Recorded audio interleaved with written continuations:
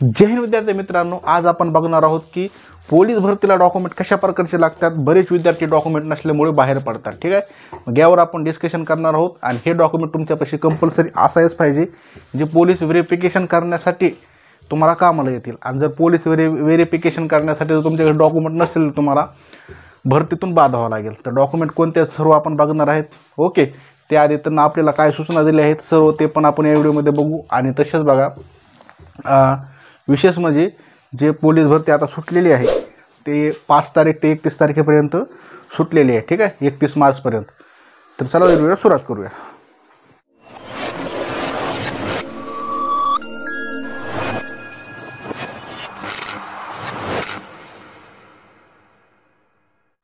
बघा, परीक्षा शुल्क यांना किती दिलेले आहे बघा। पोलीस शिपाईसाठी खुला प्रवर्ग आहे त्याला 450 आहे आणि मागास वर्ग आहे त्याला 350 आहे। अशा प्रकारे तुम्ही बघू शकता परीक्षा शुल्क दिलेलं आहे। याचा एक स्क्रीनशॉट काढून घ्या। ठीक आहे, आणि फॉर्म भरला नसेल तर भरून घ्या। चला पुढे। आता बघा, आवश्यक कागदपत्रे आपल्याला काय केलेले आहेत त्यांना दिलेले आहेत। काय म्हणत आहे बघा, आवश्यक कागदपत्रामध्ये त्यांना माहिती दिलेली आहे आपल्याला की सर्व आवश्यक ती प्रमाणपत्रे व कागदपत्रे आवेदन अर्ज भरण्याच्या अंतिम दिनांकापर्यंत किंवा त्या पूर्वी उमेदवारांनी प्राप्त करून घेणे आवश्यक आहे। काय म्हणत आहे, अर्ज भरण्याच्या अंतिम दिनांकापर्यंत म्हणजेच कितपर्यंत 31 मार्चपर्यंत तुमचे जर डॉक्युमेंट काढले नसेल तर आताच काढून घ्या। 31 मार्च नंतरचे तुम्हाला डॉक्युमेंट चालणार नाहीत। त्यामुळे व्हिडिओ महत्त्वाचा आहे, कंटिन्यू बघा। ओके, आणि चॅनलवर नवीन आला असेल तर आता चॅनलला सबस्क्राईब करा। आपण पोलीस भरतीचे अशाच अपडेट देत राहत असतो। ओके, तर बघा 31 मार्चपर्यंत जेवढे तुमच्याकडे डॉक्युमेंट आहे ते तुमच्याकडे पाहिजे, नसतं मग तुम्हाला भरतीतून बाद व्हावं लागेल। ठीक आहे, चला पुढे। आता बघा, सर्वात पहिलं डॉक्युमेंट कोणतं लागणार आहे तुम्हाला बघा, SSC आणि HSC उत्तीर्ण प्रमाणपत्र म्हणजे 10वी आणि 12वीचं उत्तीर्ण झालेलं प्रमाणपत्र। ओके, प्रमाणपत्र म्हणजे काय हो, गुणपत्रक तर लागते पण गुणपत्रक आणि सनद। ठीक आहे, 10वी 12वीचे गुणपत्रक आणि सनद हे तुम्हाला कंपल्सरी आहे। तसेच जन्मदाखला 2 नंबरचा जन्मदाखला जर नसेल तुमच्याकडे TC जी असते TCवर पण भागून जाते। ओके, रहिवासी प्रमाणपत्र त्यालाच आपण काय म्हणतात, डॉमिसाईल। ओके, हे झालं रहिवासी। 4 नंबरचं कोणतं लागते, जातीचे प्रमाणपत्र, ह्यालाच आपण काय म्हणतो, कास्ट। ठीक आहे, 5 नंबर बघा, जात वैधता प्रमाणपत्र। हे पोलीस भरती सिलेक्शन झाल्याच्या नंतर हे तुम्हाला 6 महिन्याचा कालावधी देत। हे नसेल तरी काय प्रॉब्लेम नाही, जात वैधता प्रमाणपत्र नसेल तरी काय प्रॉब्लेम नाही, परंतु तुमच्याकडे कास्ट असणं आवश्यक आहे। चला पुढे, संगणक परीक्षा उत्तीर्ण प्रमाणपत्र।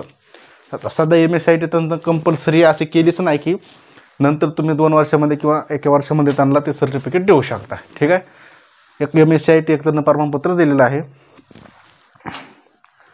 बघा। नंतर काय दिलं ना, खेळाडू प्रमाणपत्र व पडताळणी अहवाल अथवा पडताळणीसाठी सादर केलेल्या पोचपावत्या।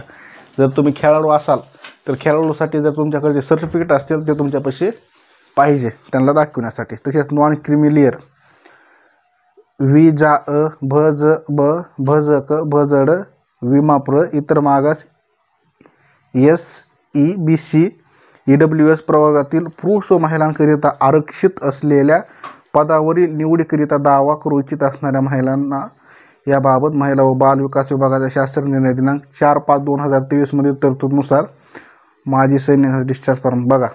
जर नॉन क्रिमिलियर तुम्हाला काढून सुद्धा घ्यायचं आहे किंवा ठीक आहे, कोणती तरतूद आहे तर 4/5/2023 मधील तरतुदीनुसार तुमच्याकडे जे EWS किंवा तुम्हाला EBSC मधून जर प्रमाणपत्र जे आता 10% आरक्षण मराठा समाजाला भेटलेलं आहे ते काढून घ्यायचं आहे। तसेच बघा, माजी सैनिकांसाठी डिस्चार्ज प्रमाणपत्र, प्रकल्पग्रस्त गृहरक्षक दलातील आवश्यक असलेले प्रमाणपत्र, जे आपले होमरक्षक आहेत जर त्यांच्याकडे असेल तर ती दिनांकास किती 1095 दिवस पूर्ण त्याला झालेले पाहिजे। किती त्यांना सेवा केलेली पाहिजे होमगार्डमध्ये 1095। होमगार्ड म्हणजे कोण, तर MSF मधली। ठीक आहे, बघा पुढे, भूकंपग्रस्त पोलीस पाळले असलेले अनाथ जे आहेत त्यांच्याकडे हे सर्टिफिकेट पाहिजे। EWS प्रमाणपत्र, अंशकालीन प्रमाणपत्र, NCC प्रमाणपत्र इत्यादी कागदपत्रे तुम्हाला पोलीस व्हेरिफिकेशनसाठी पाहिजे। ठीक आहे, फॉर्म भरताना आता नंतर तुम्हाला हे डॉक्युमेंट पाहिजे म्हणजे पाहिजे। ठीक आहे, नसं तुम्ही भरतीतून बाद होताल। अशा प्रकारचा व्हिडिओ आपापले यूट्यूब चॅनल नवीन अपडेट देत राहतो, त्यामुळे चॅनल आताच आपल्या सबस्क्राईब करून घ्या। ओके, बघा, आपण पोलीस भरतीला लागणारे आणि पोलीस व्हेरिफिकेशनसाठी लागणारे जे डॉक्युमेंट सर्व आपण बघितले। याच्या बाहेरचं एक पण डॉक्युमेंट लागत नाही। आणि मला कमेंट करून सांगा की पुढील व्हिडिओ कशावर पाहिजे. पुन्हा भेटूया अशाच नवीन व्हिडिओमध्ये. तोपर्यंत जय हिंद आणि तयारीला जोमाने लागा. ओके.